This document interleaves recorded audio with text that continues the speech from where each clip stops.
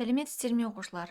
Бүгін бізде 6 сынып математика пәнінен 3-ші тоқсандағы БЖБ тапсырмаларын бірге талдап шығаратын боламыз. Бірінші есеп. Б-ның қандай мәнде 2х минус 9 тең болады 3 және х қосылған 3b тең минус 10 теңдеулері мәндес болады дейді. Так, алдымен мына бірінші теңдеуді шығарып аламыз. 2х минус 9 тең болады 3-тен, осы теңдеуден х тауып аламыз. 2х тең болады 3-ке 9-ды қосамыз. Мына жақта бізде азайтылып тұр, мына жаққа көшіргенде теңдіктің келесі жағына қосу болады. 2х тең болады 3-ке 9-ды қоссақ бізде 12. Х-ті табу үшін 12-ні 2-ке бөлеміз. Мына жақта 2 көбейтіліп тұр, мына жаққа ауыстырғанда бөлу болып барады кері амалмен. 12-ні 2-ке бөлсек 6, х-іміз 6-ға тең. Енді мына теңдеудегі х-тің орнына 6-ны апарып қоямыз. Х қосылған 3 b тең минус 10-ға деген. Так, х-тің орнына 6 қойық. 6 қосылған 3b тең болады минус 10. 3b тең болады минус 10 минус 6. 3b тең болады минус 16 болады. Так, мына жерде так, b-ны табу үшін минус 16-ны 3-ке бөлеміз. Оны бөлшек түрінде жазуға болады. Минус 3-тен 16 деп. Оны араластан айналдырсақ, минус 5,3-тен 1 болады. Сонда жауабы b тең болады минус 5,3-тен 1-ге тең. Екінші есеп, теңдеуді шешіңіз делінген. 0,2 азайтылған 7,1 азайту 2х тең минус 1,5-ке. Так, 0,2 мына жақшаны ашамыз, азайтылған 7,1, мына минус пен мына минус плюс болады, плюс 2х тең болады минус 1,5-ке. Мына екеуін біріктіретін болсақ, азайтылады, 7,1-ден 0,2 азайтылады, бірақ алдына минус таңбасы шығады. Так, 11-ден 2-ні азайтсақ 9. Так, мына 6 болып қалды, мына біреуін берген үшін 6-тан 0-ді азайтсақ 6. Қосылған 2х тең минус 1,5-ке. 2х тең болады минус 1,5. Мына жақта минус болып тұрса, мына жаққа плюс болып барады кері амалмен. Алдындағы таңбасы өзгеріп. Так, енді 2х тең болады 6,9-дан 1,5 азайтылады.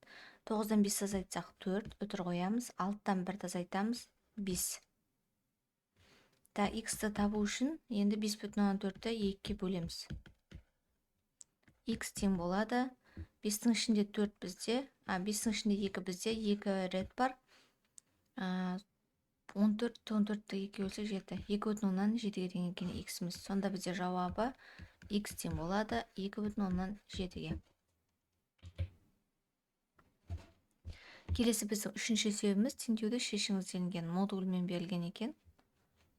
Так, 5 модуль ішінде х минус 4 тең 135-ге. Бізде модуль ішіндегі өрнек оң болуы мүмкін және теріс болуы мүмкін. Бірақ модульден оң санда, теріс санда оң болып шығады. Сондықтан екі жағдай қарастырамыз.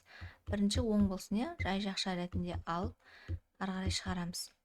Так, енді мына жерде 5-ті мына жаққа бөлу ретінде шығарып жүрсек, себебі мына жерде көбейтіліп тұр ғой 5, мына жаққа бөлу болып барады.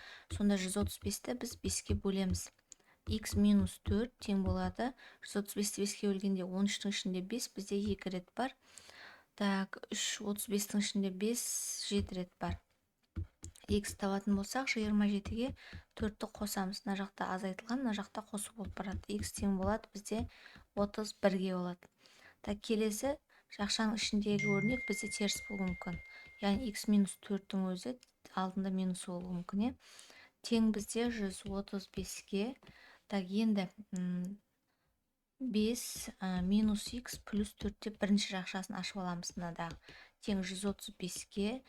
Минус х плюс 4-ті қалдырамыз да 135 бөлу 5 деп 5-ті мына жаққа шығарамыз. Сонда минус х плюс 4 тең болады бізде 27-ге мынаны 135-ке бөлсек минус x тең болады. 27-ден 4-ті азайтамыз. Мына жақта қосу, мына жаққа азайту болып барады. Минус x тең болады. Бізде 27-ден 4-ті азайтсақ 23-ке тең. X табу үшін 23-ті минус 1-ге бөлеміз, сонда минус 23-ке тең болады екен.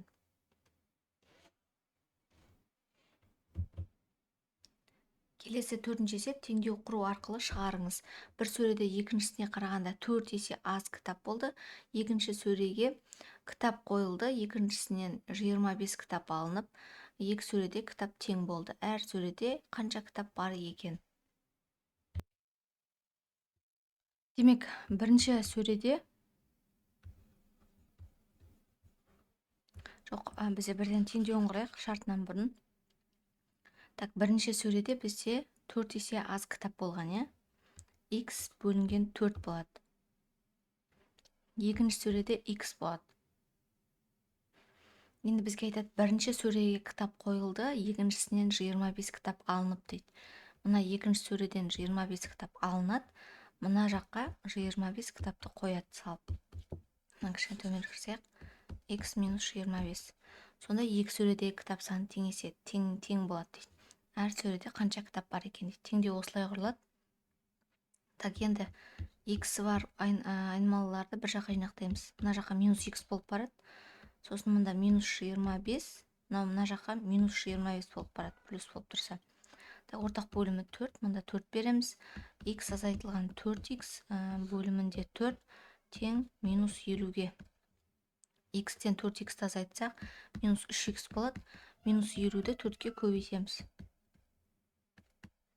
Так, минус 200 болады. Ал X-ті табу үшін минус 200-ді 3-ке бөлеміз. 3-тен 200 деп жазсақ болады. Бөлшек түрінде бірден. Так, енді 20-ның ішінде 3 бізде 6 рет бар. 6. Так, 2 тағы да 66 бүтін 3-тен бізде 66-ны біз 3-ке көбейтсек. 66 бүтін 3-тен 2 болады. 66-ны 3-ке көбейтсек 198 себебі. Так, сонда әр сөреде қанша кітап бар екен дейді. Екі сөредегі кітап саны теңесті деп тұр ғой. Енді әр сөреде қанша кітап бар екен табу үшін мына теңдеудің екеуінің біреуіне қойсақ жеткілікті. Мынаған қойсақ та болады, мынаған қойсақ та болады. Мынаған қояқ, оңайлау. X азайтылған 25 дегенге. X-ның орнына 66 бүтін 3-тен 2-ні қоямыз. Азайтылған 25 дейміз. Так, мынаны біз 3-тен 200 деп жазып алайық. Азайтылған 25 дейміз. Енді ортақ бөлім 3-ке келтіреміз. Сонда бөлімінде 3 қоямыз да 200 азайтылған 25 3-ке өтсек 75 болады. 200-ден 75 азайтсақ 125 бөлімінде 3. Енді 4 125 3-ке бөлсек 41 бүтін 3-тен 120 3-тен 2 болады. 41 бүтін 3-тен 2 болады екен. Сонда жауабы әр сөреде 41 бүтін 3-тен 2 кітаптан бар екен.